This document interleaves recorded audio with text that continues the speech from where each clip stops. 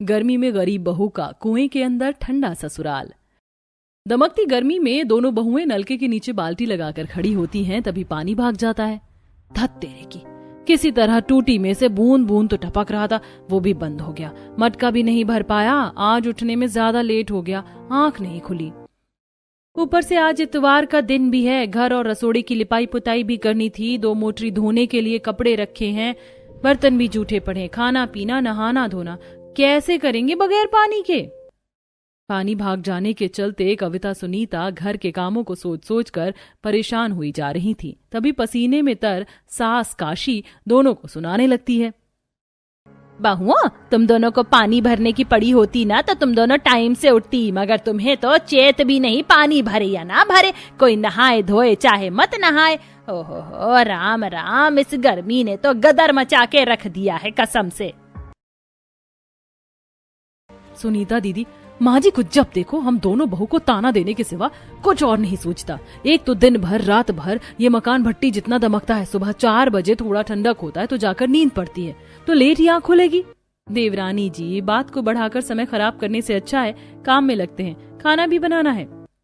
जेठानी जी, पानी तो चला गया और किसी भी बाल्टी में चुल्लू भर पानी नहीं है। काम धंधा कैसे कर पाएंगे?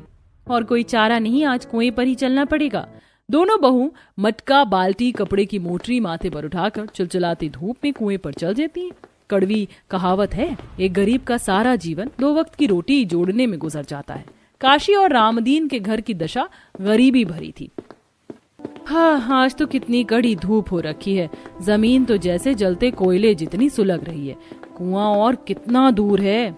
कविता, अभी तो आधा चलाव बाकी है कुआं आने में।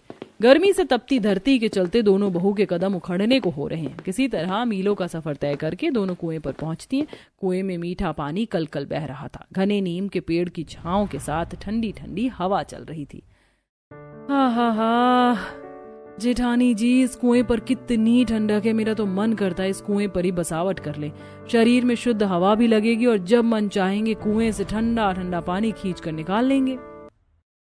सही कहती हो तुम कविता, इस कुएं के किनारे मड़ई डालकर भी हम सुख का दाना पानी खा पाएंगे। कम से कम उसके उस किराए के घर और दम घोटने वाली गर्मी से छुटकारा तो मिले। ऐसा कहते हुए सरिता रस्सी बांधकर बाल्टी कुएं में डालकर गहराई में से ठंडा ठंडा पानी खींचकर निकालती। कुएं का साफ सुथरा पानी किसी हीरे की तरह चमक रहा था। जेठानी जी, इस कुएं का पानी बिल्कुल बर्फ के जितना चिल्ड है। पूरी बाल्टी पर ऐसे निशान छप गया जैसे कि फ्रिज के अंदर से पानी का बोतल निकला है।